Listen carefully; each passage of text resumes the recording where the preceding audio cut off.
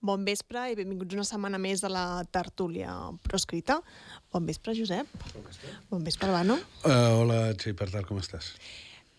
Fa dies que estem comentant que ja ens sentim una mica repetitius, perquè diguéssim que l'autoritat política sempre acaba parlant del mateix i vam dir què podem fer per fer una cosa diferent, no? Canviar de país. No, perdó. No, em sembla bé, si vols, però...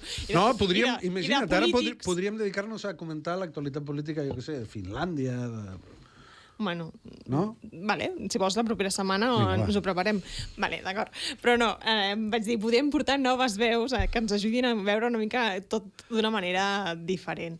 I entre les persones que van sortir, els noms que van sortir, doncs va sortir el del Roger Espanyol. Bon vespre, Roger. Hola, bon vespre. I benvinguts a la tertúlia, perquè una setmana més parlarem de l'amnistia i pensava, estaria bé tenir algú que li afecta de ple l'amnistia, saber la seva opinió i poder-ne parlar i no repetir-nos nosaltres Bueno, estic venint molt malament la tertúlia, en realitat, dient que estem repetint-nos, no? Tu que et repeteixes. Nosaltres no ens repetim, que no, Albano? Mai. Doncs, si us sembla, comencem a la tertúlia.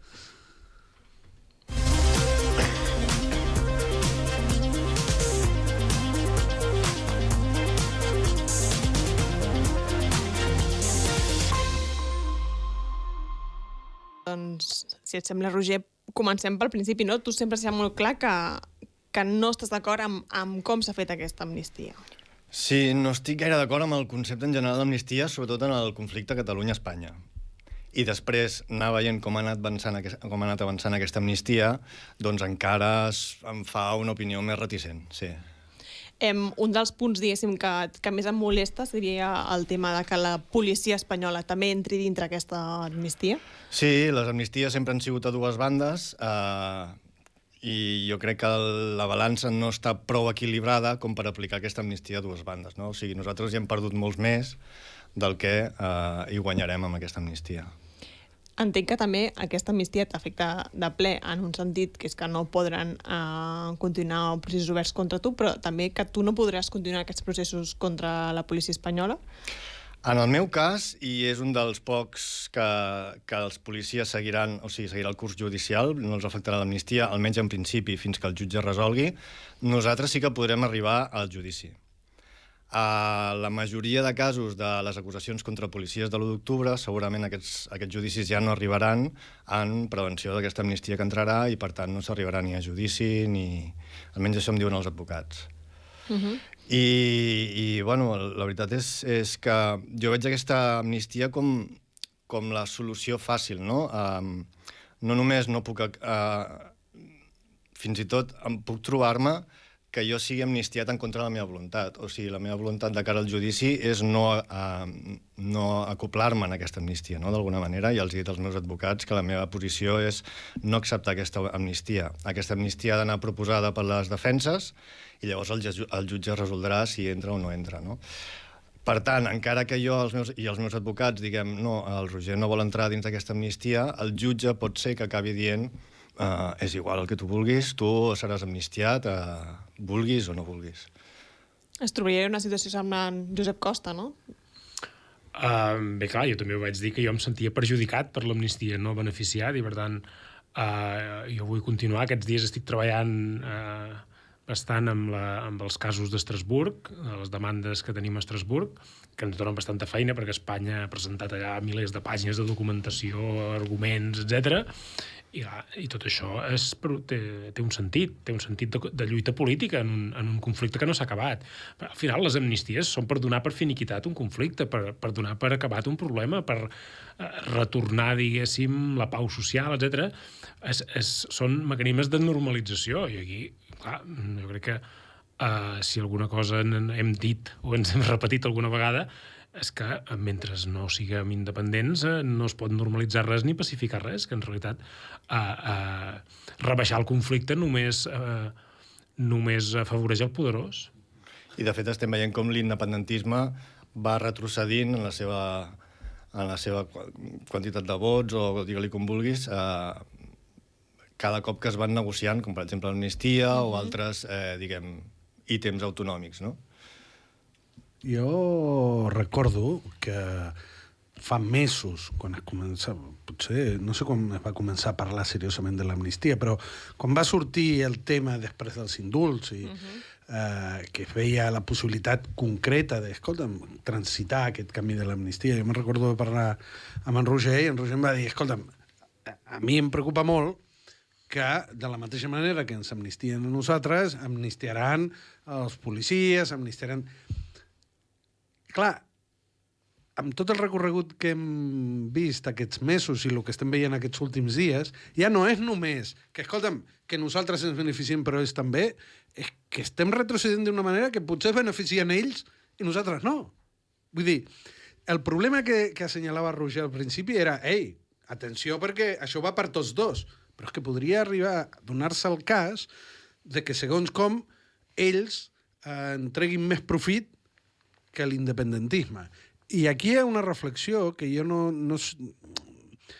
que no és de caire jurídic, sinó, és a dir, una amnistia al final, com a llei que fa un procés parlamentari, és un objecte polític, no? És a dir, una llei d'amnistia no és una peça legal que surt del no-res, sinó que surt, diguéssim, de l'equilibri de força, no? Que hi ha en un moment donat entre dos contendents. És un tractat de pau. És un tractat de pau. El que passa és que una cosa és un tractat de pau i una altra és un armistici, no? Un tractat on hi ha una part que es rendeix. El que vull dir, quan veiem, primer, els jutges mantenint intacta la seva capacitat de marcar l'agenda igual que durant tot el procés i tota la fase de repressió del procés. El PSOE posant-se de perfil i dient, escolta'm, és que depèn com, jo passo de tot. García Castellón marcant els timings. És a dir, al final, imaginem-nos una amnistia en una altra situació. Imaginem-nos una amnistia amb 2 milions de persones al carrer, on Pedro Sánchez no es pogués passejar, no pogués ni tan sols venir a Catalunya si no és escoltat per armes llargues. Aquesta no és la situació que tenim. I tot això que estem veient de l'amnistia no és una discussió jurídica, és una discussió de que l'Estat, tots els seus elements, des de García Castellón fins a Pedro Sánchez Castejón, doncs es veuen en una posició de força a l'hora de marcar això. I quan més temps passa sembla que la posició de l'independentisme és més dèbil, perquè Pedro Sánchez ja està investit, perquè els decrets surten igualment encara que el PSOE no compleixi, i per tant, a risc de repetir-me, els passos enrere són constants només per part de l'independentisme.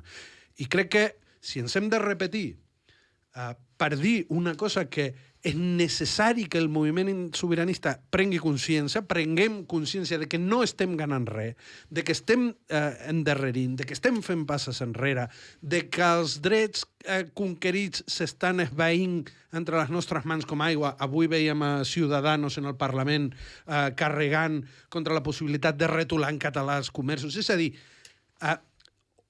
ens repetirem el que calgui per posar sobre la taula la realitat, i és que l'independentisme, però a més el catalanisme i tot el que comporta està retrocedint.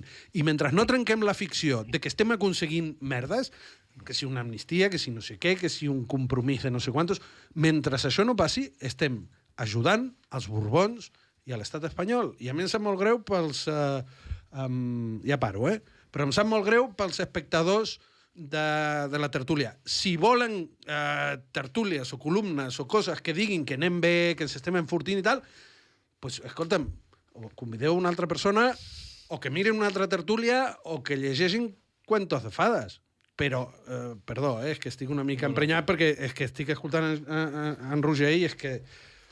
Anava a dir que precisament gent que va liderar aquesta idea de l'amnistia, com és l'expresident Quim Torra, jo la setmana passada l'entrevistava, i no està gens a favor de com s'ha portat a terme aquesta amnistia. És a dir, que entenc que en tu també, l'Urbano, deies potser haguéssim pogut arribar a l'amnistia d'una altra manera, forçant-la d'una altra manera, i ens hagués pogut...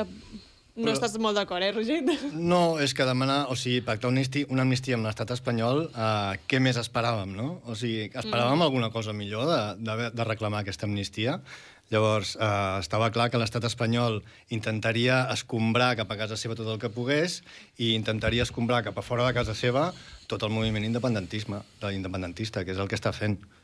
Bueno, al final, totes aquestes idees que s'han de vegades abanderat per part de l'independentisme, i ho hem sentit molt últimament, no? Aquesta idea de que ens deien que no seria possible i al final resulta que sí que és possible, no? Ho vàrem veure amb els indults, ara ho veiem amb l'amnistia i un dia ho veurem amb el referèndum. I a veure, aquí la cosa és molt senzilla. És a dir, totes aquestes banderes, aquestes reivindicacions o aquests conceptes seran impossibles fins que l'Estat els pugui utilitzar a favor seu. Perquè si un dia veuen que la possibilitat de derrotar definitivament l'independentisme passa per fer algun tipus de referèndum, el faran. És a dir, per tant, jo no crec que fer un referèndum sigui impossible. El dia que ens puguin matar definitivament, faran un referèndum. Serà una trampa, serà una pregunta que no serà sobre la independència, és a dir, serà el que sigui, però el dia que pensin que l'instrument els serveix per acabar-nos de derrotar, el faran servir. Per tant, hi haurà amnisties, hi haurà referèndums, hi haurà el que sigui.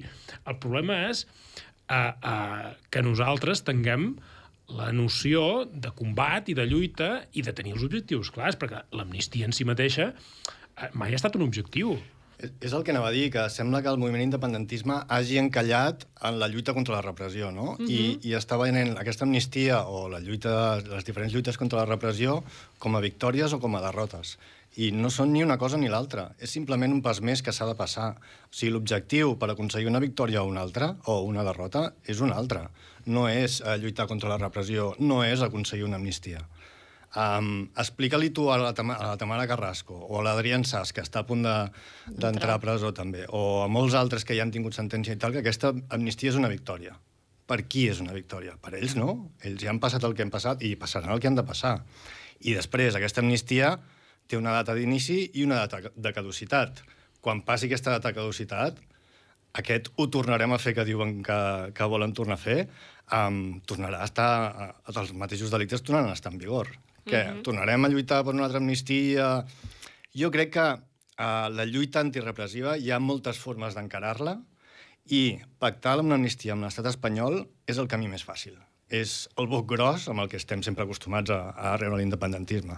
I el boc gros sabem de sobres que l'independentisme sempre hi surt perdent. Sempre hi surt perdent. Si us sembla, per intentar entendre una mica què ha passat aquesta setmana, potser la gent no ha seguit molt què eren aquestes esmenes, etc., no? Perquè es van fer un fart dels partits independentistes dir que no presentarien cap esmena perquè era un projecte de llei superblindat, i després Junts, per exemple, que deia que no presentaria, ha sigut qui més n'ha presentat. Per entendre-ho, connectem amb la redacció de VilaWeb, on tenim el nostre cap de redacció, el Josep Nual Arcasolleres. Josep, bon vespre. Hola, bon vespre, què tal?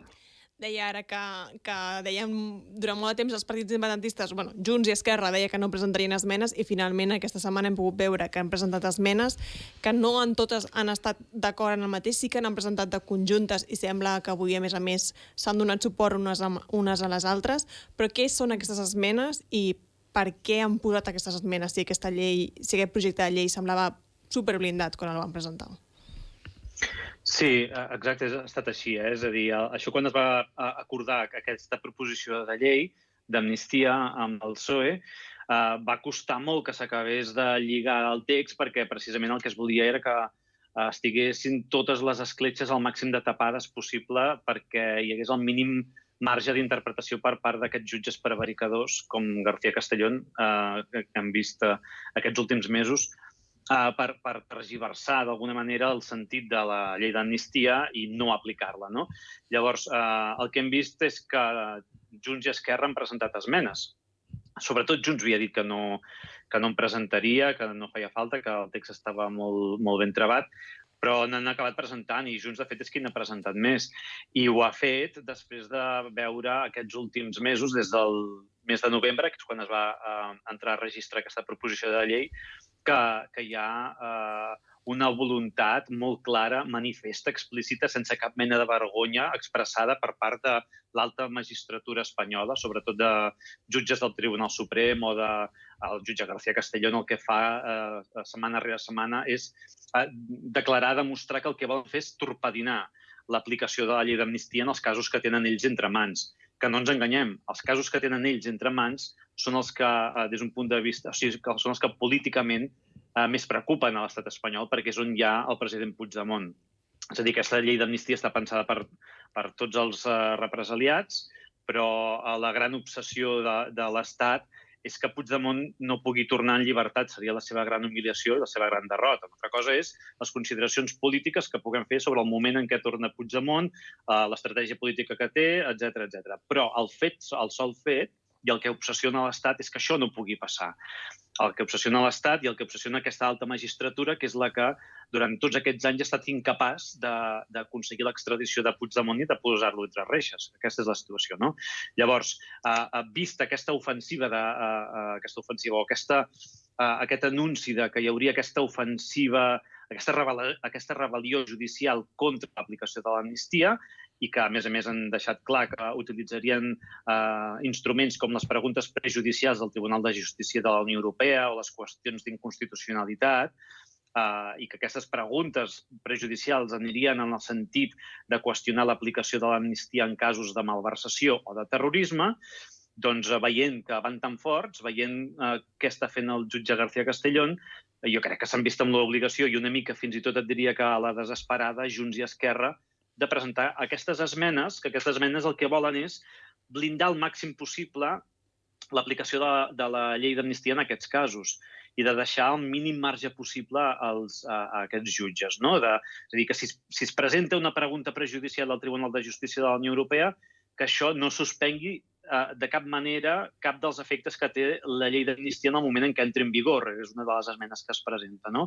O que, per exemple, l'esmena important que amb aquesta Junts i Esquerra, tot i que les han presentat per separat, havien coincidit, que era suprimir de l'apartat de casos o delictes que queden exclosos de l'amnistia, suprimir la referència al terrorisme. O sigui, fins ara el que hi ha és que l'amnistia diu que els casos de terrorisme no són amnistiables, tret és a dir, els casos de terrorisme no són amnistiables si hi ha una sentència ferma. La resta de casos sí que ho serien. Doncs per evitar interpretacions, equívocs que hi pugui haver, doncs la proposta de Junts i d'Esquerra és suprimim aquesta exclusió. O sigui, no deixem cap marge d'interpretació. Bé, doncs aquestes esmenes que presenten en aquest sentit, de blindar l'amnistia per aquesta via d'aquestes esmenes, Junts i Esquerra presenten per separat, al final acaben coincidint, avui s'han votat els uns amb els altres, però aquí el que és important és que el PSOE no ho accepta i que el PSOE per aquí no passa i que aquesta és una línia vermella que estableix el PSOE i que no vol anar més enllà. Això anava a preguntar, Josep, que el PSOE avui hi ha hagut, diguéssim, un primer tràmit petit, diguéssim, però i el PSOE ja ha deixat clar que mantindria fora de l'amnistia les esmenes per blindar Tsunami i el CDR, diguéssim, que no sembla que aquí el PSOE mogui cap fitxa, diguéssim. No ho sembla. A veure, tant Junts com Esquerra van dient, perquè és el que els toca dir mentre hi hagi marge de negociació possible en temps, que no són gaires dies, que hi ha per mirar de negociar la manera de blindar aquests casos. El PSOE no ha votat en ponència, que és el tràmit que hi havia avui, aquestes esmenes de Junts i Esquerra en aquest sentit. Ara el següent tràmit és la setmana que ve la Comissió de Justícia s'ha de debatre i votar esmenes que encara es poden transaccionar i que es poden negociar en aquest sentit. Veurem si la setmana que ve el PSOE cedeix d'alguna manera o es pacta algun redactat alternatiu per mirar de blindar més aquests casos. I si no, hi ha el text, però les esmenes es mantindrien vives, s'aniria el dia 30 de gener, que és quan es votarà al Congrés tot el text de la proposició de llei, tal com quedi passat aquest tràmit de la Comissió de Justícia, abans d'anar-se'n al tràmit del Senat, on el PP farà la seva estratègia de bloqueig, no? A nivell de tramitació la cosa ara està així. I llavors Junts i Esquerra diuen, encara hi ha un marge per negociar, i és el que intentaran, i és el que faran, intentar negociar amb el PSOE, però no ho sé, jo veig molt difícil que el PSOE passi aquesta línia roja que ells mateixos han establert, no?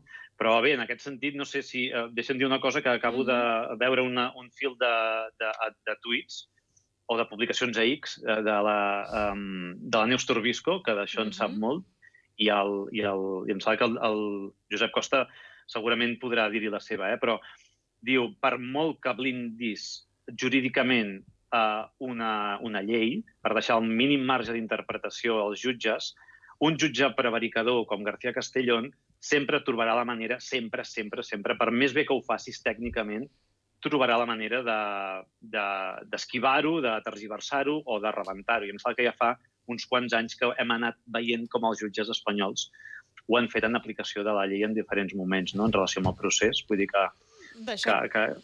D'això precisament volia parlar ara, perquè portem molts dies dient-ho aquí a la tertúlia. Moltes gràcies, Josep. Fins la pròxima. Gràcies a vosaltres, que vagi bé. Gràcies. Això volia dir, perquè com pot ser que Junts i Esquerra no sapiguessin que passaria això? És que ho sabien. Clar, però es fan els sorpresos. Vull dir, estava superblindat, estava tot controlat. Quan Alerta va sortir dient... Alerta Solidària va sortir dient vigilem que no està tot blindat. No està tot blindat. És que, clar... No ho entenc. Quan varen derogar la sedició del Codi Penal, tots ja sabíem que no hi havia hagut cap sedició. O sigui que es van inventar que el que havien fet era una sedició perquè volien fotre la gent a la presó i volien perseguir a la classe política i a la gent.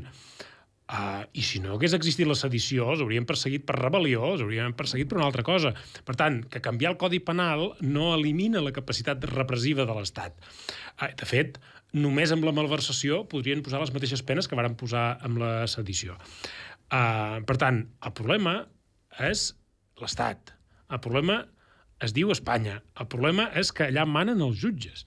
I, per tant, que les lleis no importa el que diguin. Per tant, a mi em sembla tot aquest debat sobre perfeccionar una llei perquè els jutges no puguin fer el que han fet fins ara, que és saltar-se la llei, és que fa gana de riure. Bueno, per això sobta que l'amnistia hagi estat triada pels partits independentistes com a objectiu polític. Perquè tu poses tots els sous en el cistell d'un partit que no guanyaràs mai. Per tant, tu has fet un tuit ahir, em sembla, dient, escolta'm, és que passarà tota la legislatura i no haurem avançat res. La qüestió és, perquè, evidentment, tampoc podem culpar Esquerra Republicana i a Junts de que els jutges siguin com són. Ara bé, sí de no saber-ho, sí.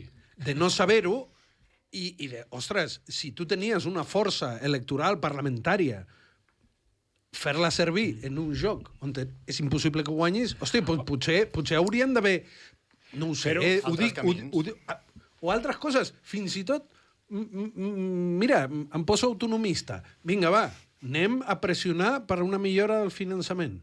Anem a pressionar per tenir les competències plenes en sanitat. Anem a pressionar... O sigui, si ens posem en autonomistes, n'hi ha moltíssim per fer. I fins i tot te podria dir, pues, jo ho entenc, escolta'm, no podem fer una altra cosa. Ara, ni tan sols, és a dir, posar tota la carn a la graella en una cosa que no guanyarà, que no podràs guanyar mai, i que, a més, no implica cap desgast pel PSOE, que és el teu adversari, també aquí a Catalunya, doncs és una estratègia política suïcida total, excepte que sigui el pla de Junts i Esquerra, diguéssim, em costa pensar-ho, em costa... Clar, també és veritat, i tu ho has dit en alguna tertúlia, de dir, aquí parlem com si sapiguéssim totes les coses. I hi ha coses que no sabem. El que jo començo a dubtar... Què és el que no sabem que pugui explicar el que estem veient i que no sigui fruit senzillament de la incapacitat política? Bueno, és que ens estem fixant molt en la negociació política sobre aquesta amnistia, però al final qui té l'última paraula són els jutges. Per tant, els jutges, quan tinguin una amnistia a la vista, voldran incloure els seus i exclouren els contrincants. Per tant, aquells que estan acusats per terrorisme, Puigdemont, Operació Judes i de més, amb aquesta amnistia, si els hi toca un jutge que vol fotre canya, amb aquesta amnistia tenen més opcions de ser condemnats per terrorisme per excloure'ls d'aquesta amnistia que no intentar incloure. Podríem pitjorar les coses, no? Exacte. I al revés amb els policies. Els policies que podrien ser acusats per delictes greus com el que em van fer a mi, doncs segurament el jutge que li toqui intentarà incloure'ls a l'amnistia rebaixant aquests delictes dels quals nosaltres estem acusant. I després, en tot això de l'amnistia, és una negociació política que a mi, personalment, o almenys és la meva forma de veure, m'ha deixat una mica sol davant de l'acusació dels policies de la Por Ellos, perquè sóc un dels pocs casos que finalment arribarà a judici. I després, aviam què sentencia el jutge, si entra o no dintre aquesta amnistia, no? Llavors, quan es va començar a negociar aquesta amnistia, jo ja vaig veure que hòstia, és que em quedo sol acusant a 6.000 policies que van venir aquí cridant a la Por Ellos, saps? I em quedo com, hòstia, quina responsabilitat i quina por també, no? Ja tenia prou amb passar totes les fases del judici, que portem 6 anys amb una motxilla que Déu-n'hi-do, com per a sobre haver de... o no sentint-me recolzat per totes les altres acusacions contra els policies que hi havia, no? Llavors... Aquests dies m'entenc que els represaliats fins a cert punt teniu contacte entre vosaltres, no? Ara parlaves del de Tamara Carrasco, de l'Adrià Sas. N'heu parlat d'això i de com afrontar a partir d'ara tot plegat? És que com que al final aquesta amnistia suposarà un conjunt de solucions personals, doncs cadascú triarà la seva millor opció. Jo sé que la majoria dels represaliats no estan contents amb aquesta amnistia, encara que se'n puguin beneficiar, perquè queden fora molta gent i el moviment independentista es veu minvat, no?, per aquesta amnistia. Clar, si ho deixem totes les solucions en mans dels polítics, al final la mobilització social, la mobilització popular, ho deixa tot en les seves mans, no? Bueno, ja ho resoldreu vosaltres. Però a mi em consta que els represaliats abogaven més per una amnistia total, o sigui, un objectiu encara major del que hi ha, i no per aquesta simple amnistia que al final, per les informacions que he vist, afectarà uns 300-400 independentistes, no? I la majoria per delictes de malversació, per delictes econòmics. I n'heu parlat amb els polítics? On has parlat tu amb els polítics? És a dir, això que em deies ara, em sento sol havent de defensar això, els hi has pogut dir, ei, ara em sento sol, com m'ajudareu? Jo això ja ho vaig preveure quan em vaig presentar a la candidatura de Junts per Catalunya per anar al Senat. Ja els hi vaig dir per activa i per passiva que amb aquesta línia això podria acabar així i que a mi no m'hi trobarien. Tot i així em van acceptar i d'això. Però sí, ja ho sabíem. O sigui, jo ja ho tenia molt clar, que les coses anirien així. Després la meva veu té la força que té, no? Però era bastant previsible, sí. Però quan passa, diguéssim, ara que ha passat, i tu els dius, ei, m'he d'afrontar jo sol davant això, m'ajudareu d'alguna manera? O ja ni em planteges? És a dir, perquè tu aquesta setmana has anunciat que has tornat a la Creu de Sant Jordi, per tant, entenc que ja no hi confies amb els polítics. No hi confio. Ara que ha entrat la pregunta era... Perdona, No, m'he anat una mica la pregunta, però era en quin sentit i creus que pots confiar en que t'ajudin en alguna cosa o ja no hi confies? Des de que es va presentar l'amnistia, a mi cap polític m'ha preguntat per demanar-me l'opinió. Jo vaig parlar amb una sèrie de gent per voler tornar a la Creu de Sant Jordi i sí que els hi vaig poder expressar les meves opinions, però és dos polítics que van venir a veure. A mi ningú més m'ha trucat ni s'ha interessat. Sí que he parlat amb la ANC per veure com podem manejar tot el tema aquest del meu judici i tal, segons el meu posicionament, però interès polític per com ens afectava això als represaliats em sembla que n'hi ha hagut poc. No sé si teniu alguna pregunta. No, jo crec que el que simbolitza, no?, que ha decidit, jo crec que és un gest que molts ens representa i els represaliats de base, la majoria, la immensa majoria, han dit això, no?, que aquest gest de tornar a la Creu de Sant Jordi ens representa a molts que tenim aquesta diguéssim, aquesta ruptura si vols, personal i política amb una classe dirigent que ha desviat l'objectiu, que s'ha desviat del que ens havia de fer, no? I, per tant, en la mesura en què aquesta Creu de Sant Jordi d'alguna manera et feia representant de tot un conjunt de gent que va, el dia 1 d'octubre es va posar en primera línia per defensar el referèndum, i, a veure, també ho diré d'una altra manera, quan es va fer la decisió de concedir aquesta Creu de Sant Jordi amb tot el que representava, tothom se'n va omplir la boca i tots els mitjans en varen parlar. I per mi era un honor, també, I efectivament, vull dir, i per nosaltres era un honor de que tu l'acceptassis, però al final, ara que tu dius, senyors, amb tot el que ha passat, tot això és una pantomima, i per tant, d'alguna manera, aquest reconeixement o aquesta medalla ja no em correspon, o d'alguna manera, o ja no la vull, és com que ja ningú li interessa el tema, ningú se'n fa ressò, ningú en parla, els polítics miren cap a l'altre costat, perquè, a veure, jo hi era a l'acte de lliurament d'aquestes Creus de Sant Jordi, hi havia tota la classe política aplaudint, ovacions i de tot. I ara estan com xiulant mirant cap a l'altre costat, no? Perquè tinc una pregunta tècnica, diguéssim. És a dir, quin és el procés per retornar una Creu de Sant Jordi? Està estipulat o hace passar per allà i tirar-la? Jo ho vaig haver de preguntar a qui me la va atorgar per veure amb quins camins havia de seguir. Res, simplement és enviar un correu a la Conselleria de Cultura, que són els qui l'atorguen, i a partir d'aquí quedar amb ells i fer el retorn. Es fa foto d'això? Ja l'has fet? Hi ha la possibilitat... No, ho he de fer, ara estic parlant per acabar d'anar allà i entregar-la. I no s'hauria de muntar un acte? Igual que s'ha muntat un acte perquè la rebis, doncs muntar un acte perquè la retornis. Hi ha la possibilitat que la consellera em rebi amb la implicació periodística o la repercussió que tingui, i hi ha l'acte de l'ajudant o el funcionari de torn de la Conselleria de Cultura, que és el que qui estic parlant, i que m'ha dit, bueno, doncs passa per aquí un dia, ens la dones i ja està. Clar, jo m'imagino... Jo crec que estaria bé exigir que et rebi el president de la Generalitat, que és el que te la va donar. O sigui, a tu te la va donar el president de la Generalitat. Sí. Per tant, que li hauries de retornar a l'actual president de la Generalitat. Ja. O sigui, si te la dona un càrrec, li hace... Clar, no li pots retornar el de la porta d'allà, que no et deixin ni entrar, no? Deixa-la aquí. Aquesta medalla l'autorga la GNE amb proposta de la consellera de Cultura. Sí. Llavors, el camí invers és al revés, consellera de Cultura, i no sé si és ella la que ha de dir, escolta, el president que la rebi i tal i qual. No sé si jo podria exigir al president... Clar. I, home, políticament sí.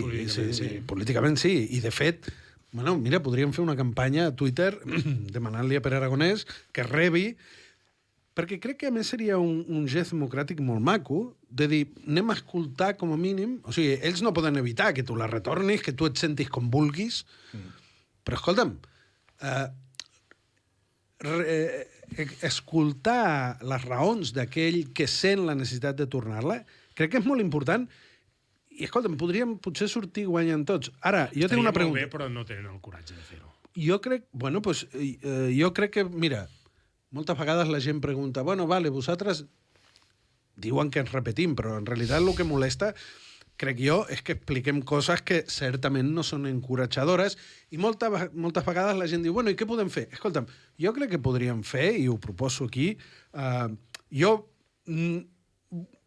si no t'importa, jo vull venir amb tu el dia que la retornis. Vinga. I crec que la gent que creiem que és un gest maco li haurien de donar, diguéssim, el relleu que mereix. I, per tant, no sé, si et sembla, la gent que ens estigui mirant, que sempre pregunta, ostres, i què podem fer, doncs mira, acompanyar en Roger a retornar a la Creu de Sant Jordi. Però jo tinc una pregunta més de tècnica, logística.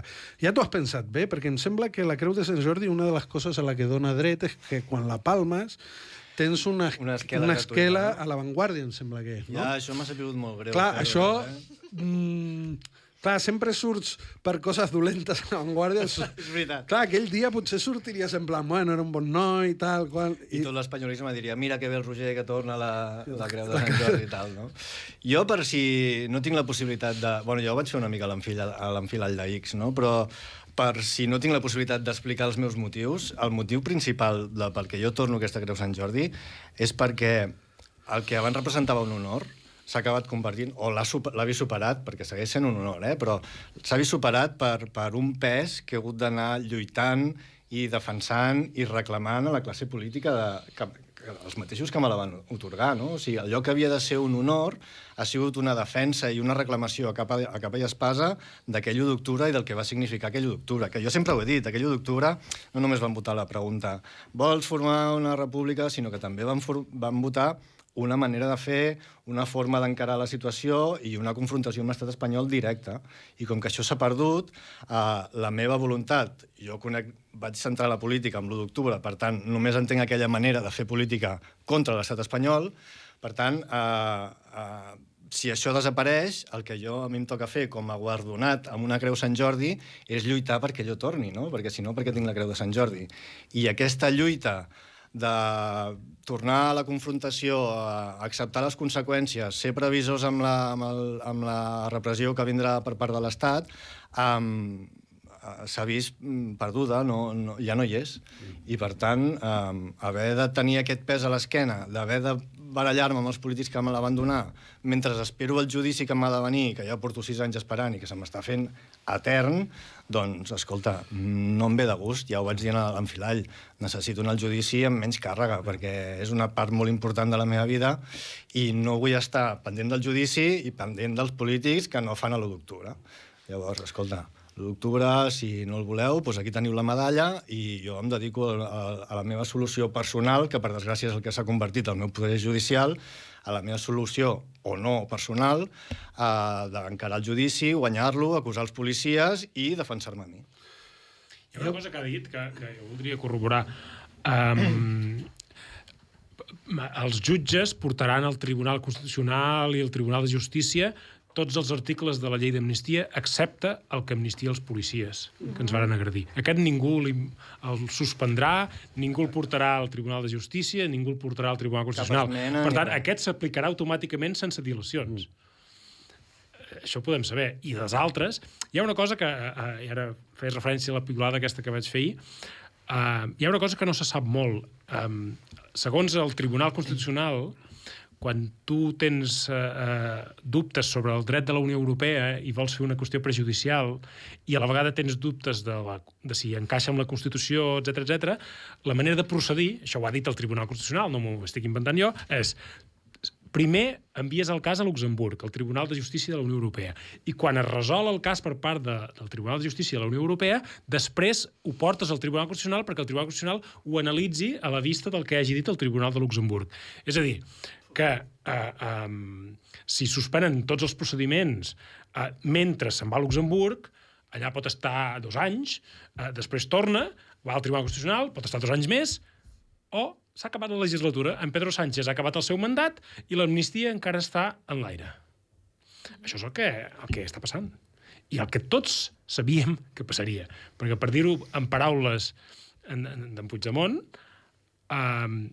negociar amb el masover no et permet aconseguir el que té a les seves mans l'amo. I a Espanya els amos són els jutges. I aquí estan negociant i fent tractes amb el masover per intentar que l'amo no mani. I això, tal com va explicar en Carles Puigdemont, és un sense sentit. Ara el Roger parlava d'aquesta via de la confrontació, no?, de l'1 d'octubre, i que l'altre dia ho parlava precisament amb l'expresident Quim Torra, que hi ha molta gent que se sent orfa d'aquesta via, no?, perquè ara mateix cap partit polític estaria representant-ho. Avui l'Assemblea Nacional Catalana ha mogut fitxa al respecte i ha engegat la maquinària per a aquesta llista cívica. De moment tenim un logo de la llista cívica, he de dir. Hi ha un logo? Sí, ja tenim el logo. Podem veure? No sé si l'Aleix el podrà veure. L'Aleix és molt ràpid, segur que m'ho busca. Però el que no tenim de moment són els noms, sinó el funcionament de com podrien ser escollits aquests noms. Diguéssim que tots els ciutadans de Catalunya podien proposar 5 candidats, no? I ho dèiem ara fa un moment nosaltres, és curiós que no són els candidats que es proposen, sinó que la ciutadania proposarà aquests candidats. És un funcionament... Jo estic molt a favor d'això, perquè ara mateix a la classe política catalana hi ha la gent que més ganes i més ambició té de ser-hi i ni de lluny la millor per ocupar aquests llocs. És a dir, per tant, que la gent digui quines persones creuen que són les millors per liderar políticament i que l'ambició personal sigui una variable irrellevant, em sembla un bon començament, perquè, efectivament, ara mateix només hi ha la gent que és capaç de donar més cops de colze i aguantar, diguéssim, més trifulques internes i que té menys principis. És a dir, la gent que ara està en política és gent, generalment no té ni ofici ni benefici, que traga el que li donen per aguantar la cadira. Això és el que està imposant-se, no? I, per tant, si canviem el sistema i, per tant, tu ja no pots ser candidat, sinó que la gent ha de decidir si creu que tu ets un bon candidat o no, em sembla un bon començament. Perquè, en el fons, i a vegades ens ho diuen, que no tenim propostes o que estem sembrant el derrotisme. I diu, un moment, la primera condició per tornar a enfilar el camí cap a la independència és jubilar tota la classe política de l'1 d'octubre que ha fracassat no per l'1 d'octubre, sinó pel que després no va ser capaç de fer, perquè després va recular amb l'amenaça de la repressió. I, per tant, tota la gent que ha reculat davant l'amenaça de la repressió no en serveix. És com allò que deia, ho he dit moltes vegades, no sé si aquí la tertúlia ho he dit mai, és com allò que deien que els polítics són com els bolquers, que de tant en tant s'han d'anar canviant pels mateixos motius. Crec que no ho havies dit mai, això de la tertúlia, veus? Això ho devies dir a les xerrades. Això ho dèiem a les xerrades. Una de les decisions intel·ligents que hagués sigut abans d'aquell i després d'aquell 1 d'octubre és haver creat una línia successòria, no? Assegurant-nos de que, escolta, si jo caic, vindràs tu, però vindràs a fer el mateix. Si aquest cau, vindràs tu, però vindrà a fer el mateix, no? I això és una mica el que no ha passat, no? I segueixen, el que deia el Josep, que segueixen agafant-se a la cadira perquè pels motius que siguin. És que a mi em van enredar amb aquesta tesi. És a dir, jo vaig entrar després de l'1 d'octubre. Jo no era ningú l'1 d'octubre i després vaig entrar a les eleccions del 21 de desembre perquè em van explicar que això era una cursa de relleus i que amb tota la gent que hi havia a la presó i tota la gent que hi havia a l'exili calia que molta gent nova fes un pas endavant per continuar la lluita i no cedir davant la repressió. I així em van enredar per jo fer el pas d'entrar al Parlament, però ara que jo me'n vaig al Parlament, que tornin a entrar els d'abans, això no té cap ni peus.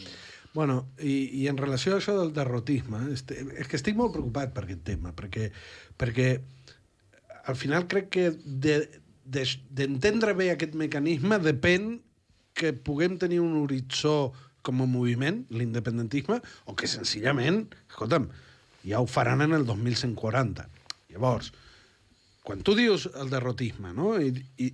I dius... Però jo no ho dic, No, el que diuen... A mi no m'han derrotat, és a dir, els que estan derrotats són ells. És a dir, la classe política autonòmica està derrotada, i els que alimenten el derrotisme són ells. És el pacte fiscal, per exemple, o l'amnistia... Però quan tu assenyales els problemes que hi ha, les limitacions de l'amnistia, les limitacions de les negociacions amb el PSOE, les limitacions de la política que estan fent els partits independentistes, diuen, bueno, però és que llavors no podem permetre que es confongui aquesta crítica amb el derrotisme, perquè justament si hi ha una possibilitat de victòria és o neix de la possibilitat de trencar el mirall o el vel que ens té els ulls tapats. Escolta'm,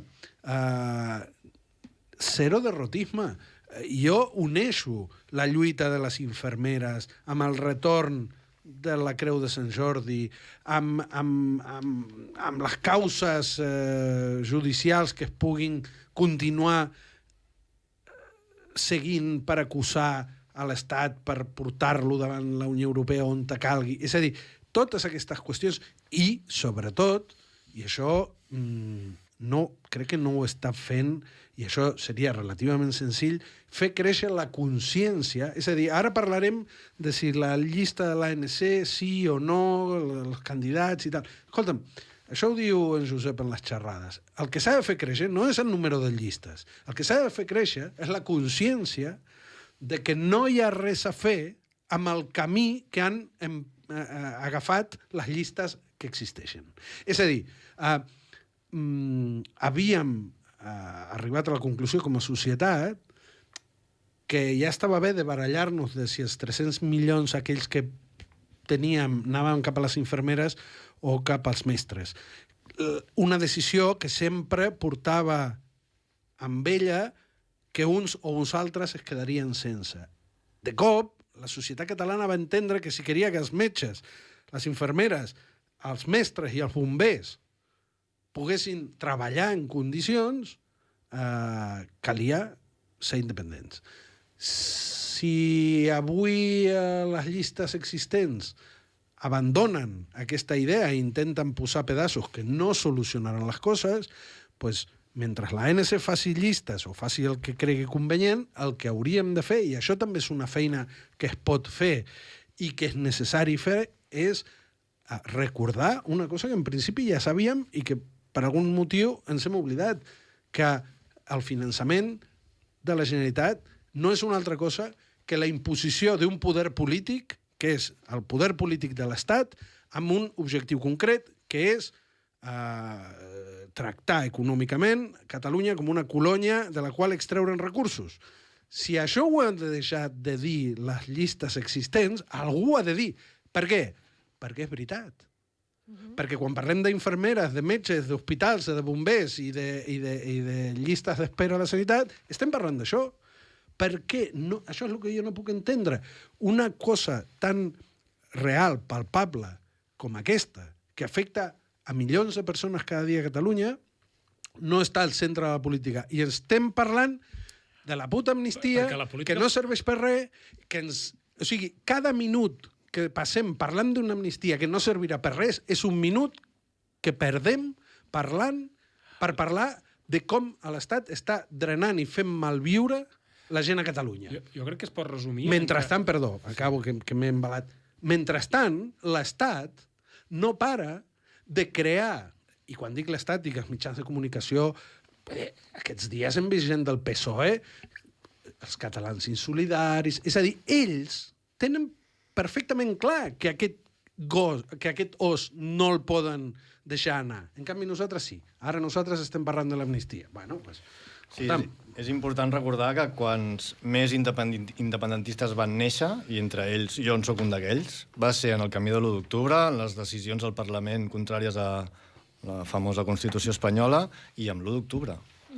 I aquest és el camí on es crea més massa social, no? Aquell hem de ser més d'Esquerra Republicana, estan aconseguint el contrari per fer justament el contrari, no? No plantar cara al que nosaltres creiem que és anticonstitucional, antidemocràtic o com li vulguis dir.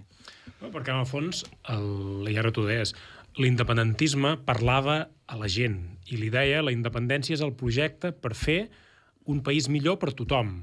Fins i tot aquells que no faran res per fer la independència o aquells que s'hi mostraran en contra i s'hi mobilitzaran en contra. La independència és per millorar la vida de la gent.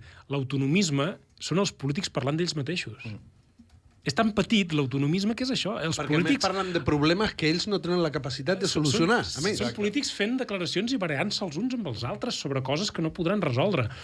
I per tant, escolta'm, jo he defensat durant tot aquest temps, i ho seguiré defensant, que s'ha d'actuar, que s'han de fer coses, que s'ha de continuar la mobilització i una cosa molt important, que és que no tot el que provem, no tot el que intentem fer funcionarà. Que hem d'assumir prova-error. Hem d'assumir el risc d'intentar coses que no funcionin i hem de mobilitzar-nos, desobeir, fer confrontació, encara que això no sigui guanyador l'endemà, perquè al final el conflicte i la lluita van junts. Per tant, la llista cívica, benvinguda sigui des del punt de vista aquest, de que no tenim cap garantia de que funcioni, no tenim cap garantia de que sigui el camí, però és la manera de no rendir-se, és la manera de mantenir una lluita i de posar en pràctica això que hem defensat moltes vegades, que és que cal seguir lluitant, cal trobar fórmules per tornar a l'1 d'octubre, per tornar a treure la gent al carrer, i que segurament, i això ja ho he dit 1000 vegades, segurament la primera cosa que intentem no funcionarà, potser la segona tampoc, però el que cal és no perdre l'esperança, no perdre la intenció, la dedicació i l'activisme d'intentar-ho tot fins a aconseguir-ho. Bàsicament, perquè el que tenim ara no ens porta enlloc, o ens porta I perquè si vam arribar a l'1 d'octubre, i dic vam arribar una mica en el sentit que ho deia en Roger, jo estava... És a dir, jo no era d'aquells que en teoria havien lluitat per arribar a l'1 d'octubre. És l'1 d'octubre el que arriba a mi, no? Exacte. Si vam arribar...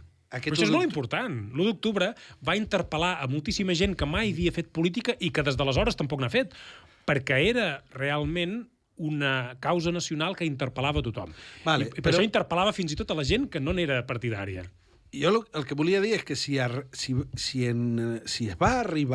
país va arribar a l'1 d'octubre amb tot el que això significa, una societat mobilitzada, una societat polititzada, una societat empoderada... És a dir, si vam arribar allà és perquè molta gent en 1983 va fer en condicions segurament encara pitjors de les que vivim ara. És a dir, aquella gent que en 1983, aquells independentistes que feien petites manifestacions i anaven 4 gats, aquella gent li quedaven 20 anys d'autonomisme per davant que se l'haurien de menjar amb patates un darrere l'altre, i malgrat això, allò que ells van fer era imprescindible per arribar a l'1 d'octubre amb milions de persones. Per tant, a mi anar a acompanyar en Roger a retornar una creu de Sant Jordi o anar a manifestar-se en les infermeres o veure què fa l'ANC, etc.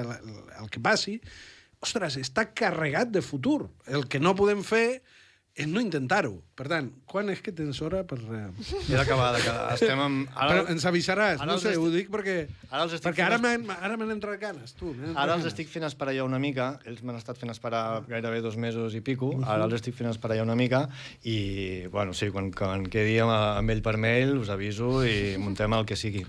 I jo volia dir que